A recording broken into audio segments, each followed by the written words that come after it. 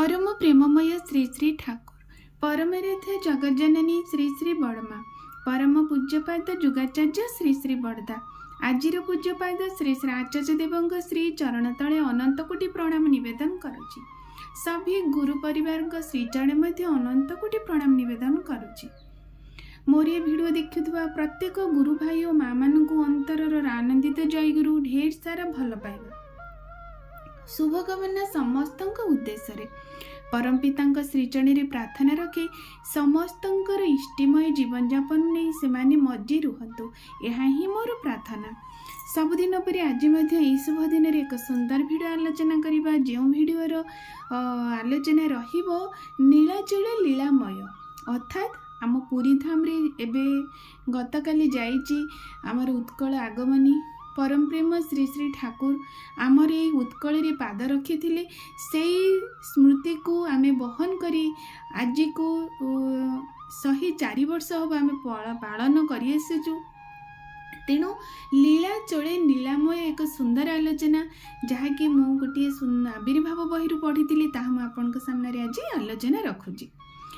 किपरि थिला से दिनर से मुहूर्तर घटना 1922 मसीहा पूर्व अवकाश पर नेताजी सुभाष चंद्र जनक जननी आश्रम को आसीथिले। सेमाने उभय श्री श्री ठाकुरंकर एकनिष्ठ भक्त थिले। सेही समय दिने कथा प्रसंग रे सुभाष चंद्रंकर माँ और बाबा पुरी को नहीं जिबा पई माता मनमोहिनी को आगे इच्छा प्रकाश कले। माता मनमोहिनी से कथा श्री श्री ठाकुर को जणाइले।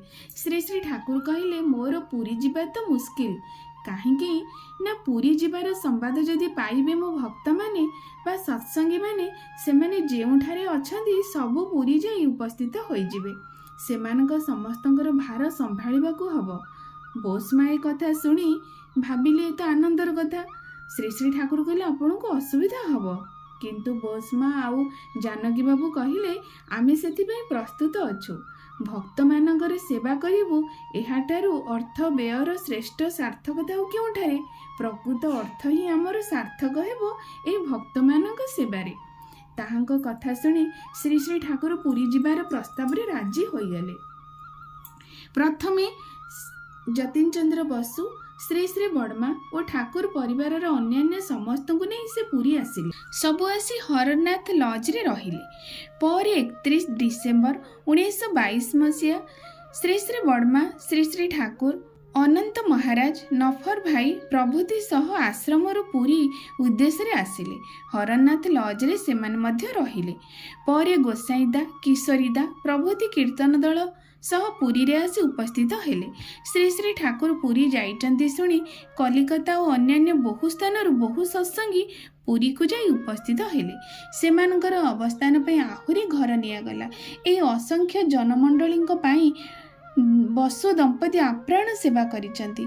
सेमाने प्रतिदिन आसी कौन दरकार प्रत्येकटी विषय टिकिनिकी खबर से नियंती ताहार विहित व्यवस्था मध्य करि देई जांती। एते लोक समावेश रे सेमाने बिंदुए मात्र क्षुब्ध और विचलित मध्य होई नथिले बरं सेमानकर सेवा यत्न अत्यंत आनंदर सहित करती। सेमानकर आचार व्यवहार रे सामान्य टिकिए जना जाए ना जे सेमाने विरक्त हेउछंती बरं सदा सर्वदा आनंदर प्रकाश पाई थाई। श्री श्री ठाकुरंक सह समावेत भक्ति मंडली प्राय 2 मास पुरी रे रहिथिले। सेमानकर समस्त व्यवहार सेमाने बहन करिथिले। एपरिक समस्त सत्संगी मानकर प्रत्यावर्तन समरी बाट खर्च मध्य से बसु दंपति देइथिले। सुभाष चंद्रंकर बापा और माँ पुरी रे थिबा बेले हरनाथ लॉजटी सदा सर्वदा लोक गहଳରେ मुखरित हेउथिला। पुरी सहर रे विभिन्न स्थान रे कीर्तन प्रत्येक समय लागि रहुथिला।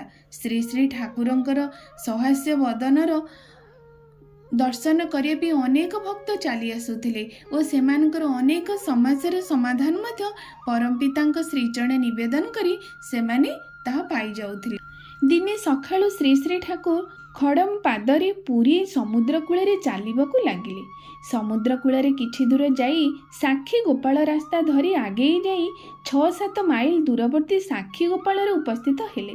ଏଣେ ଠାକୁରଙ୍କୁ ନ ପାଇ ସମସ୍ତେ ଅତ୍ୟନ୍ତ ବ୍ୟତିବ୍ୟସ୍ତ ହୋଇପଡ଼ିଲେ। ଚାରିଆଡ଼େ ସମସ୍ତେ ଦୌଡ଼ା ଦୌଡ଼ି କରି ଖୋଜିବାକୁ ଲାଗିଲେ, କାରଣ ସେ କାହାରିକୁ କିଛି ନ କହି ସାକ୍ଷୀ ଗୋପାଳରେ ଯାଇ ଉପସ୍ଥିତ ହେଲେ। ଏକଥା କେହି ସ୍ୱପ୍ନରେ ସୁଦ୍ଧା ଭାବିନଥିଲେ। ଅବଶେଷରେ ସେ ହିଁ ନିଜେ ଠିକ୍ ସନ୍ଧ୍ୟାର ଅବହିତ ପରେ ଖଡ଼ମ ପାଦରେ ଦେଇ ଚାଲି ଚାଲି ପୁଣି ହରିନାଥ ଲଜରେ ଆସି ଉପସ୍ଥିତ ହେଲେ। ସାରାଦିନ ତାଙ୍କୁ ନ ଦେଖି ସମସ୍ତଙ୍କର ଯେ କି ଦୁଶ୍ଚିନ୍ତା ତାହା କହିବାର ନୁହେଁ। ପୁରୀ ହେଉଛି ପୂର୍ବ ପୁରୁଷୋତ୍ତମ ମାନଙ୍କର ଲୀଳା କ୍ଷେତ୍ର। ପୁରୁଷୋତ୍ତମ ଧାମ ହିସାବରେ ପୃଥିବୀରେ ବିଦିତ। ପ୍ରଭୁ ଶ୍ରୀ ଜଗନ୍ନାଥ ଏଠାରେ ପ୍ରତିଷ୍ଠିତ। ଏଠାରେ ସବୁ ବଡ଼ ଠାକୁର, ବଡ଼ ଦେଉଳ, ବଡ଼ ନେତ, ବଡ଼ ଦାଣ୍ଡ, ପୁଣି ପୂଜକ ବଡ଼ ପଣ୍ଡା। ଓଡ଼ିଶାର ଗଜପତି ରାଜା ତାଙ୍କର ପ୍ରଥମ ସେବକ। ବର୍ତ୍ତମାନର ପୁରୁଷୋତ୍ତମ ଶ୍ରୀ ଶ୍ରୀ ଠାକୁର ଅନୁକୂଳ ଚନ୍ଦ୍ର ପୂର୍ବ ରାମ, କୃଷ୍ଣ, ବୁଦ୍ଧ, ଯୀଶୁ, ମହମ୍ମଦ, ଚୈତନ୍ୟ ଦେବ, ରାମକୃଷ୍ଣ ପରମହଂସଙ୍କ ବିବର୍ତ୍ତିତ ନର ବିଗ୍ରହ।